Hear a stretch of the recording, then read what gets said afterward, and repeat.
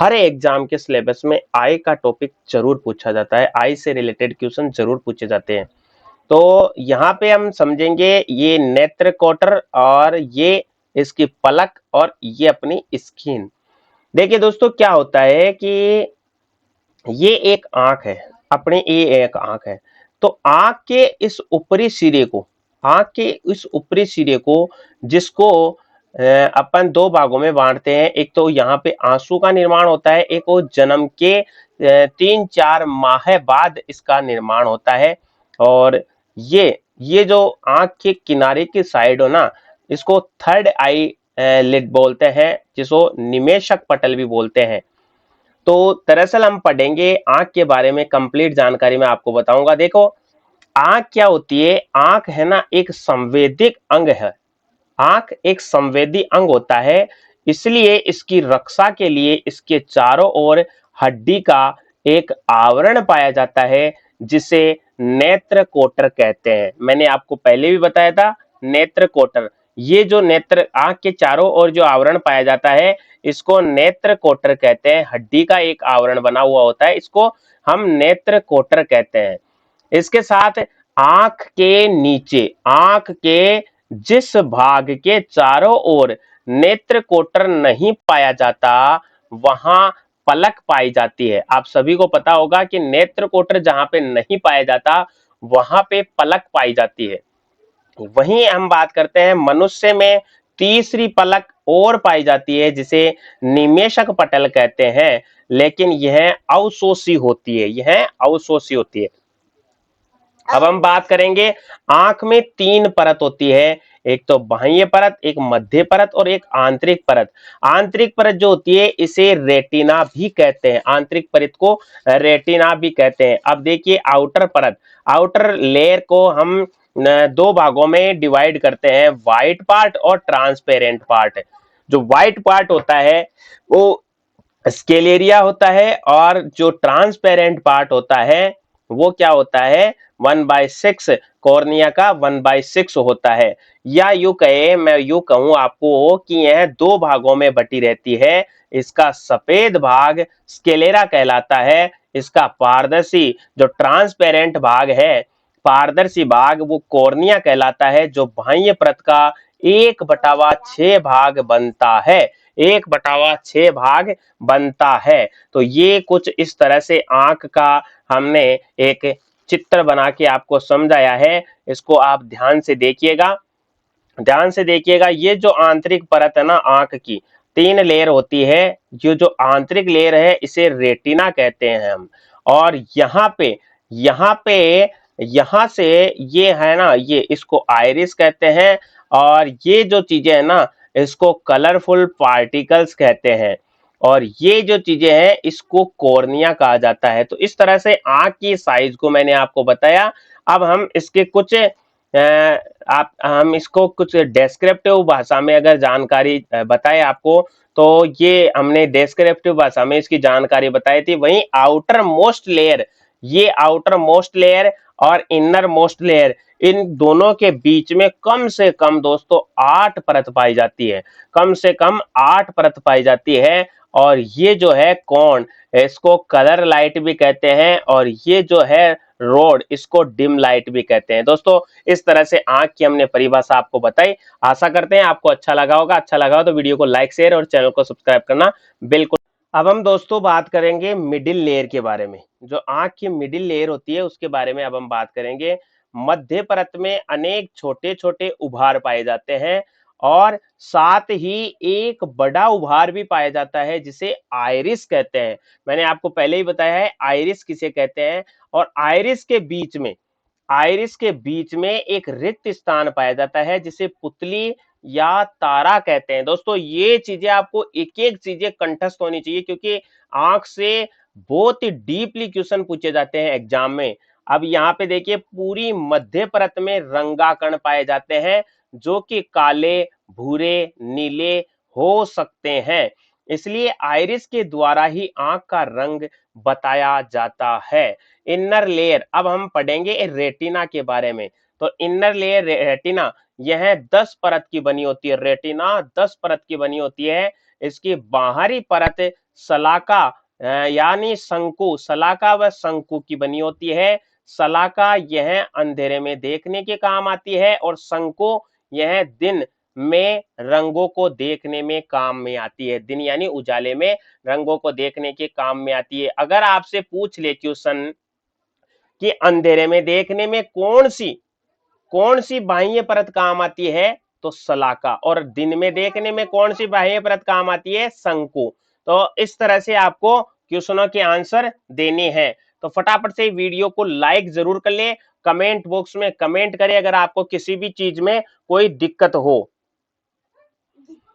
Retina की सबसे आंतरिक परत न्यूरॉन की बनी होती है और सभी न्यूरॉन मिलकर नर्व का निर्माण करते हैं, जो कि आंख से मिलकर निकलकर मस्तिष्क में चली जाती है। कुछ इस तरह से आप सभी को ये बातें ध्यान में रखनी होगी दोस्तों, क्योंकि जो जो चीजें मैं बता रहा हूं आपको, वो सारी चीजें आपको याद करनी है और ये इंपॉर्टेंट चीजें हैं। ऐसी बात नहीं है कि ये इंपॉर्टेंट चीजें नहीं है।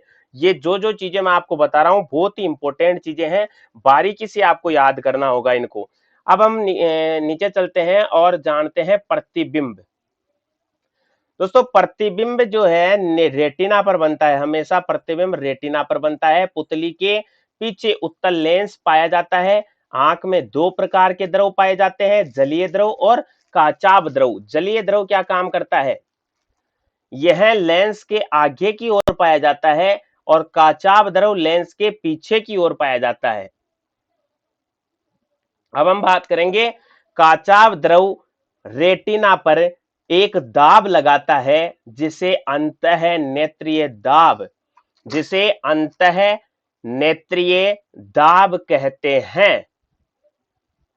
अब आंख के रोग क्या क्या होते हैं, अक्सर इससे भी क्वेश्चन बनते हैं। आंख का पहला रोग है रतौंधी, जिसे नाइट ब्लाइंडनेस कहते हैं। नाइट ब्लाइंडनेस कहते हैं। रतौंधी रोग आंख का एक रोग है जिसे नाइट ब्लाइंडनेस कहते हैं। और इसमें क्या होता है, अंधेरा ही अंधेरा नजर आता है।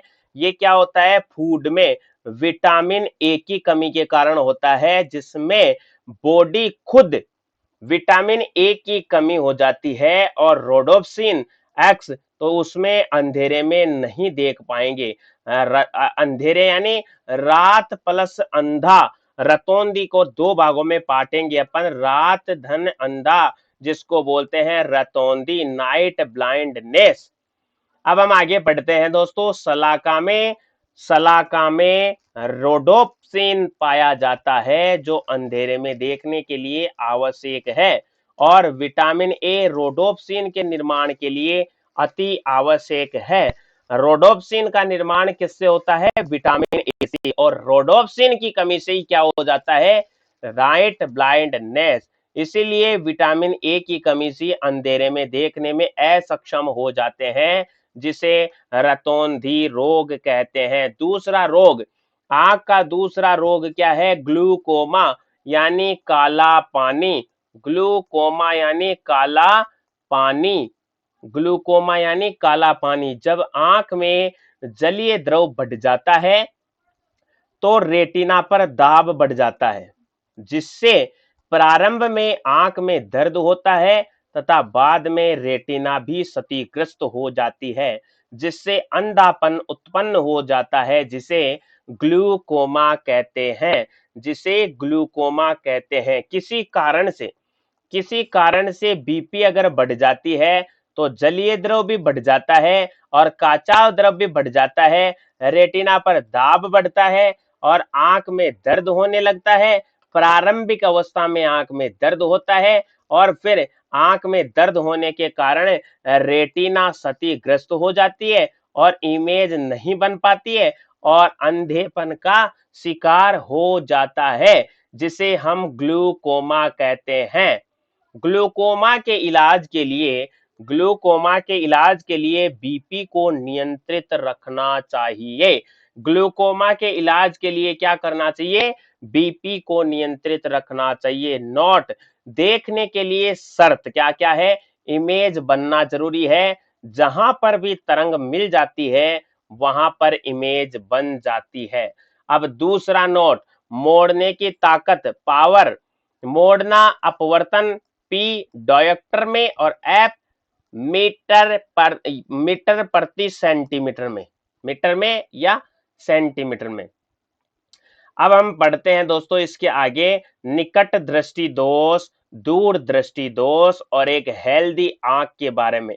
देखिए दोस्तों, निकट दृष्टि दोष क्या होता है और दूर दृष्टि दोष क्या होता है। निकट दृष्टि दोष और दूर दृष्टि दोष, इसको मैं आपको एक ट्रिक के माध्यम से भी समझाऊंगा, लेकिन पहले हम इसको डेस्क्रिप्टिव समझते हैं। निकट दृष्टि दोष यानी near side error, near site error, और दूर दृष्टि दोष यानी फोर साइट एरर, जिसको हाइपरमेट्रोपिया कहते हैं, हाइपरमेट्रोपिया कहते हैं। और निकट दृष्टि दोष को कहते हैं मायोपिया, मायोपिया, मेरे पिया मेरे पास में है यानी निकट दृष्टि दोष, और हाइपरमेट्रोपिया यानी बहुत दूर है, उसको दूर दृष्टि दोष कहते हैं। निकट दृष्टि दोष में क्या होता है कि इमेज रेटिना से पहले बनती है, और दूर दृष्टि दोष में क्या होता है, रेटिना के पीछे बनती है। निकट दृष्टि दोष में निकट की वस्तुएं साफ दिखाई देती है, जबकि दूर दृष्टि दोष में निकट की वस्तुएं ब्लर दिखाई देती है, दूर की वस्तुएं साफ साफ दिखाई देती है। वहीं निकट दृष्टि दोष में दूर की वस्तुएं ब्लरी दिखाई देती है यानी थोड़ी थोड़ी दिखाई देती है, और दूर दृष्टि दोष में दूर की वस्तुएं साफ साफ दिखाई देती है। इसमें कॉनकेव लेंस काम में आता है और इसमें कॉन्वेक्स लेंस काम में आता है। निकट दृष्टि दोष और दूर दृष्टि दोष हमने आपको समझाया। अब देखिए, एक और होता है जरा दृष्टि दोष, जिसको कहते हैं प्रेशोपिया, प्रेशोबायोपिया, प्रेशोबायोपिया। नियर और फार दोनों ही दूरियां ब्लर हो जाती है, जिसमें बाईफोकल लेंस काम में आता है। इसके साथ ही दोस्तों देखिए, इस रोग में ना तो पास की वस्तु और ना ही दूर की वस्तु स्पष्ट दिखाई देती है। इसके उपचार के लिए द्विफोकसी लेंस उपयोग करते हैं। उपरोक्त तीनों बीमारियों में कॉर्निया व आइरिस में असामान्यताएं उत्पन्न होने लगती है। लाइट का रिफ्लेक्शन कैसा होता है, देखिए ये सब आपको समझाना अति आवश्यक है। आंख में दो बार अपवर्तन होता है, एक बार कॉर्निया के द्वारा और एक बार लेंस के द्वारा। तो इस तरह से मैंने आंख के बारे में जितनी भी बातें आपको बताई है, ये आप ध्यान से एक बार नहीं, दो बार नहीं, 3 बार आराम से पढ़ लेना और इनको याद करने ना दोस्तों, ये बहुत ही जबरदस्त अच्छी बातें हैं। लेंस अपनी उत्तलता यानी कॉन्वेक्सिटी में परिवर्तन करके वस्तु के अनुसार अपनी फोकस दूरी में परिवर्तित कर लेता है, और इस प्रक्रिया को समायोजन कहते हैं, समायोजन कहते हैं। कैमरे का डायफ्राम जो होता है वो आइरिस के बराबर ही होता है। अब एक और रोग पढ़ेंगे अपन, मोतियाबिंद। मोतियाबिंद आपने सुना होगा दोस्तों, मोतियाबिंद क्या होता है। ये लेंस है, ये दो प्रकार का लेंस, ट्रांसपेरेंट और flexible. Non head transparent, non transparent और हार्ड, अंधापन, कैटरेक्ट।